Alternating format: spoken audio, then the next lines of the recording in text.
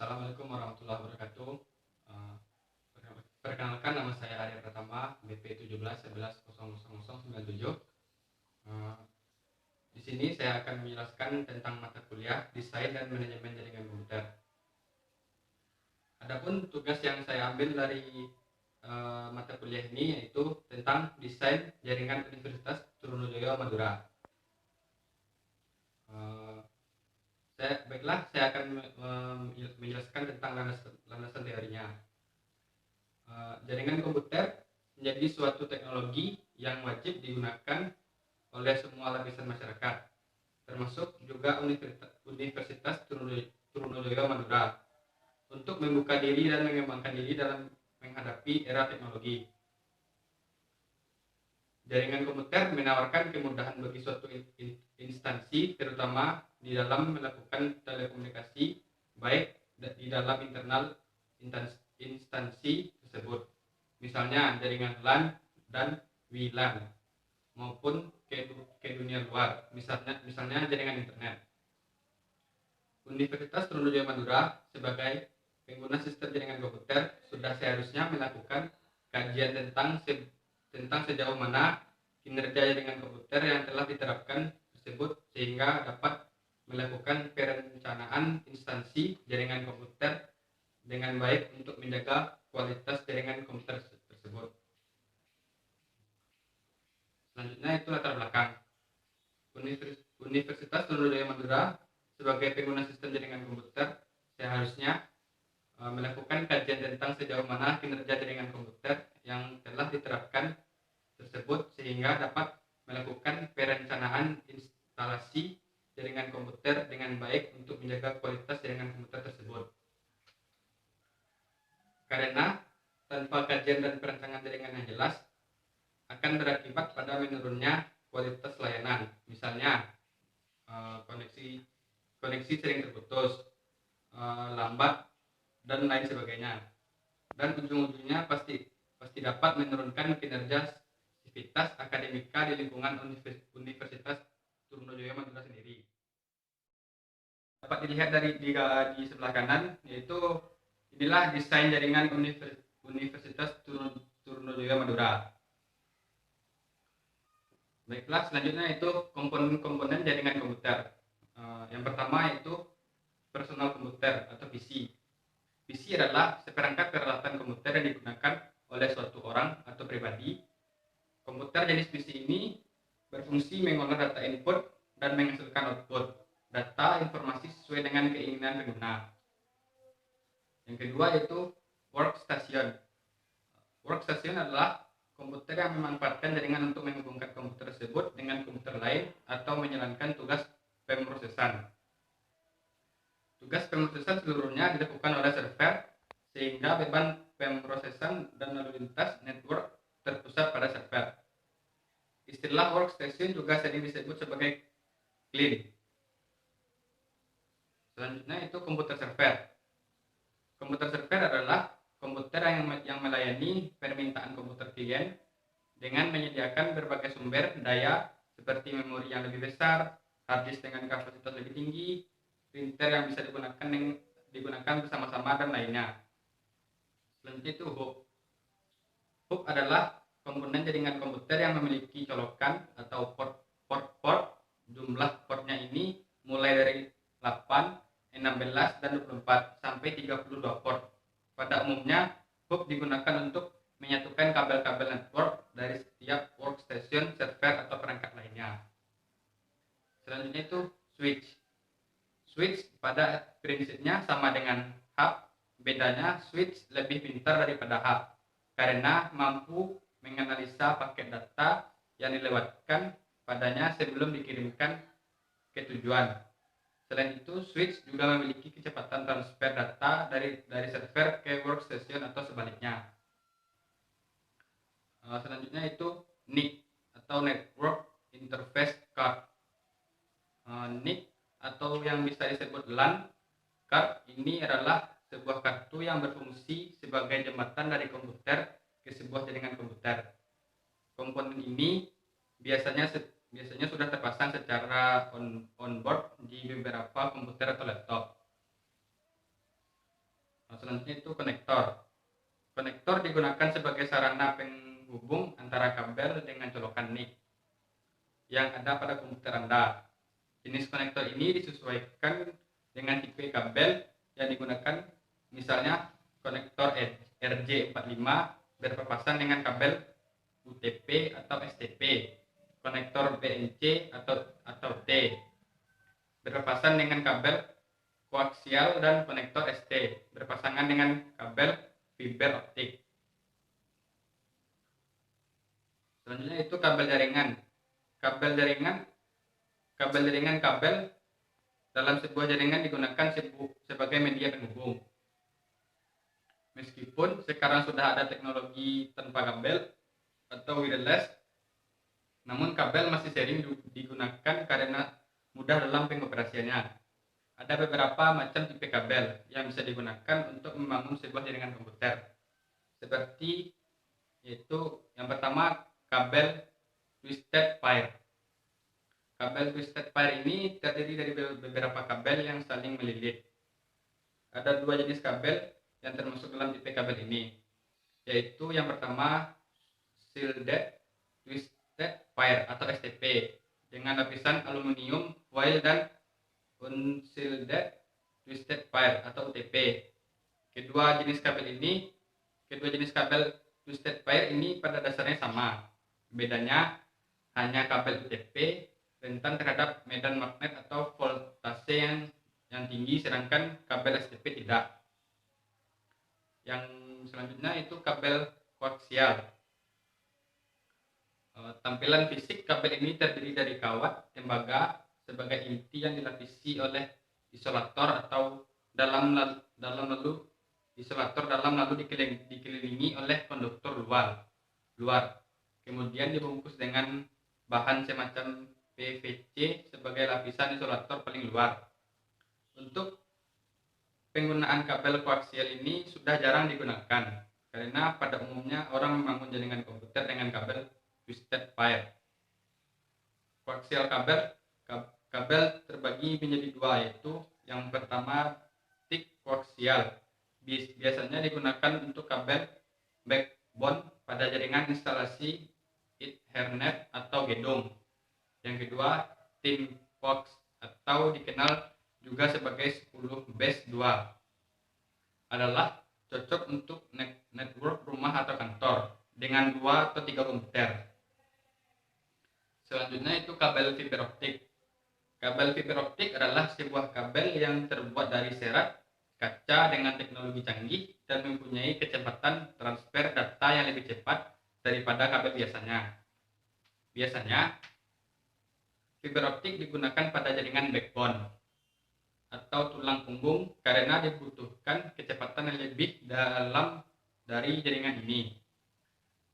Namun, pada saat ini sudah banyak yang menggunakan fiber optik untuk jaringan biasa baik LAN, WAN maupun MAN karena dapat memberikan dampak yang lebih pada kecepatan dan bandwidth karena fiber optik ini menggunakan bias cahaya untuk mentransfer data melewatinya dan sudah barang tentu kecepatan cahaya tidak diragukan lagi.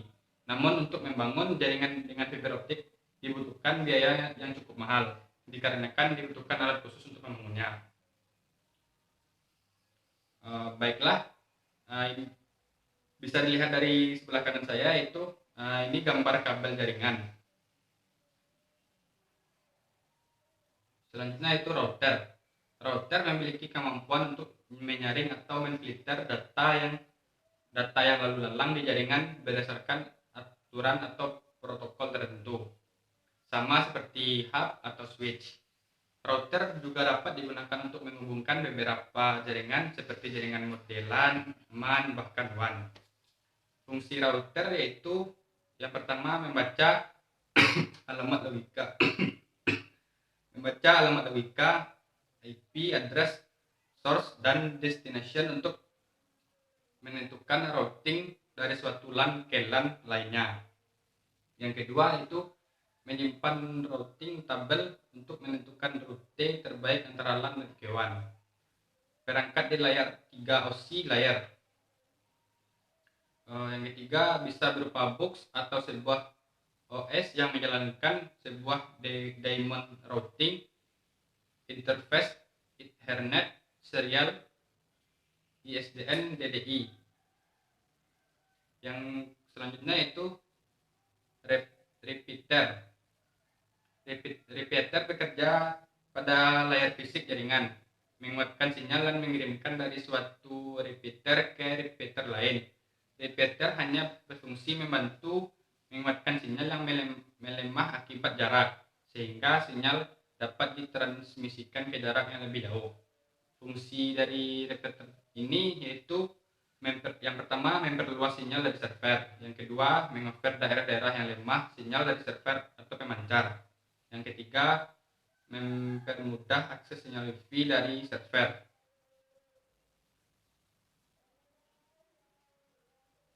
Yang berikutnya itu BridgeG. BridgeG adalah intelligent repeater. BridgeG digunakan untuk menghubungkan antar jaringan yang mempunyai protokol yang sama. Hasil akhirnya adalah jaringan logis tunggal. BridgeG juga dapat digunakan jaringan yang mempunyai media fisik yang berbeda. Fungsinya itu paling utama dalam jaringan adalah meneruskan data berdasarkan alamat MAC dari perangkat pengirim kepada perangkat penerima. BridgeG dalam menjalankan fungsinya akan menghilangkan collision domain. Perangkat yang dapat dihubungkan dengan BridgeG ada banyak sekali, tidak terbatas hanya pada komputer, melainkan perangkat lain seperti printer, router, hub, dan switch. Yang selanjutnya itu modem. Modem berasal dari singkatan modulator, demulator. Modulator merupakan bagian yang mengubah sinyal informasi ke dalam sinyal pembawa dan siap untuk dikirimkan. Sedangkan demulator adalah bagian yang memisahkan sinyal informasi dari sinyal pembawa yang diterima sehingga informasi tersebut dapat diterima dengan baik. Selanjutnya itu bridge. Bridge adalah intelligent repeater. Bridge digunakan untuk menghubungkan antar jaringan yang mempunyai protokol yang sama. Hasil akhirnya adalah jaringan logis tunggal. Bridge juga dapat digunakan jaringan yang mempunyai media fisik yang berbeda. Fungsinya itu, bridge yang paling utama dalam jaringan adalah meneruskan data berdasarkan alamat MAC dari perangkat pengirim kepada perangkat penerima. Bridge dalam menjalankan fungsinya akan menghilangkan collision domain. Perangkat yang dapat dihubungkan dengan bridge ada banyak sekali, tidak terbatas hanya pada komputer, melainkan perangkat lain seperti printer, router, hub, dan switch. Selanjutnya itu modem. Modem berasal dari singkatan modulator, demulator. Modulator merupakan bagian yang menghubungkan sinyal informasi ke dalam sinyal pembawa dan siap untuk dikirimkan. Sedangkan demulator adalah bagian yang memisahkan sinyal informasi dari sinyal pembawa yang diterima sehingga informasi tersebut dapat diterima dengan baik. Fungsi modem yaitu untuk mengubah sinyal digital menjadi sinyal suara dan juga sebaliknya. Modem telah berkembang dengan berbagai fasilitas yang cukup bermanfaat. Misalnya yaitu voice modem. Dengan adanya fasilitas voice modem ini mengubah fungsi modem bukan hanya sebagai penyambung internet, tetapi lebih dari itu, modem dapat menjadi saluran radio, audio, percakapan telepon sampai streaming video. Selanjutnya itu jenis-jenis jaringan komputer. Yang pertama itu PAN, Personal Area Network, adalah jaringan komputer yang digunakan untuk transmisi data antar perangkat pribadi seperti komputer, tablet, smartphone, personal digital assistant, PDA, konsol video game, perangkat peripheral, dan perangkat hiburan pribadi lainnya. Yang kedua itu LAN atau Local Area Network, adalah jaringan komputer yang menghubungkan komputer dalam area terbatas seperti rumah, sekolah, laboratorium, universitas, atau kantor dan memiliki peralatan jaringan sendiri dan interkoneksi yang dikelola secara lokal. LAN juga bermanfaat untuk membagi sumber daya seperti penyimpanan data dan printer. Yang ketiga itu MAN atau Metropolitan Area Network, adalah jaringan komputer yang menghubungkan para pengguna dengan sumber daya komputer pada sebuah area geografis atau area yang lebih besar dari yang tercakup oleh LAN, tetapi lebih kecil dari area yang tercakup oleh WAN atau Wide Area Network. Yang keempat yaitu WAN, Wide Area Network, yaitu jaringan komputer atau jaringan telekomunikasi yang membentang di antara jarak geografis yang sangat luas seperti seluruh negara atau seluruh dunia. Seperti seluruh negara seluruh dunia. Jaringan komputer jenis WAN biasanya terdiri dari beberapa jenis jaringan yang lebih kecil seperti LAN atau MAN. Selanjutnya itu macam-macam topologi jaringan. Yang pertama yaitu topologi bus. Topologi bus merupakan sebuah topologi yang menggunakan kabel tunggal sebagai media transmisinya atau kabel pusat tempat di mana seluruh klien atau server dihubungkan sehingga komputer atau jaringan lain dapat mudah dihubungkan satu sama lain. Yang kedua itu topologi star. Disebut topologi star karena bentuknya seperti bintang. Sebuah alat yang disebut konsentrator bisa berubah hub atau switch menjadi pusat, di mana sebuah komputer dalam jaringan dihubungkan ke konsentrator ini. Yang ketiga itu topologi ring. Disebut topologi ring karena bentuknya seperti cincin yang melingkar. Semua komputer dalam jaringan akan dihubungkan pada sebuah cincin. Yang keempat yaitu topologi tree.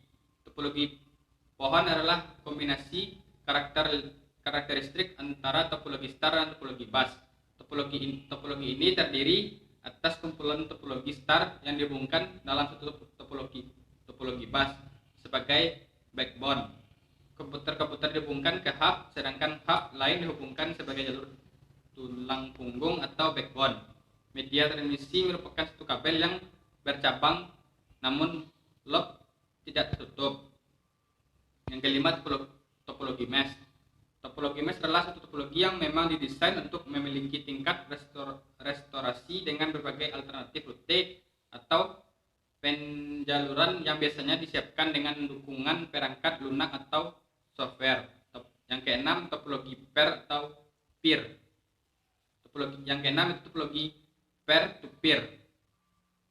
Topologi peer to peer merupakan topologi yang sangat sederhana dikarenakan hanya menggunakan dua buah komputer untuk saling terhubung. Pada topologi ini biasanya menggunakan satu kabel yang menghubungkan antara komputer atau proses pertukaran. Yang selanjutnya, yang ketujuh yaitu topologi linear. Topologi linear atau biasanya disebut topologi bus beruntun. Pada topologi ini biasanya menggunakan satu kabel utama guna menghubungkan tiap titik sambungan pada setiap komputer. Yang ke-8 yaitu topologi hybrid. Topologi ini merupakan topologi gabungan antara beberapa topologi yang berbeda. Pada saat dua atau lebih topologi yang berbeda terhubung satu sama lain, di saat itulah gabungan topologi tersebut membentuk topologi hybrid. Yang ke-9 topologi broadcast, yaitu merupakan topologi tipe pertama dari teknologi logik komputer. Secara sederhana dapat digambarkan yaitu suatu host yang mengirimkan data kepada seluruh host lain pada media jaringan. Yang ke-10 yaitu topologi hierarki, yaitu topologi yang berbentuk seperti pohon bercabang yang terdiri dari komputer induk atau host yang di-switch hubungkan dengan sampul atau node lain secara berjenjang. Jenjang yang lebih tinggi berfungsi sebagai pengatur kerja jenjang di bawahnya. Baiklah, yang terakhir ini referensi yang saya ambil dari Universitas Trunojoyo di Madura. Sekian dari presentasi saya. Kalau ada kata yang salah, mohon dimaafkan. Assalamualaikum warahmatullahi wabarakatuh.